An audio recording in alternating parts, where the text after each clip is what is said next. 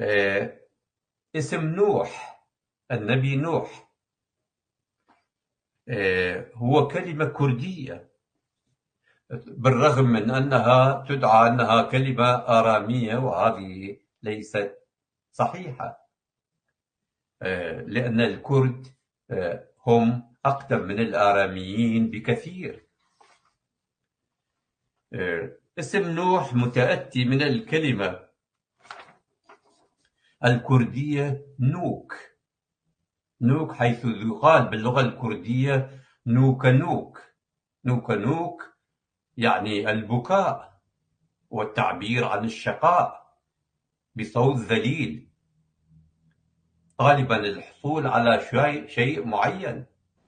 يقال أن نوح كان باستمرار خلال حياته يدعو ويبكي ويتضرع إلى الله ليكون في عونه وأن ينقذه هو وأصحابه من الطوفان.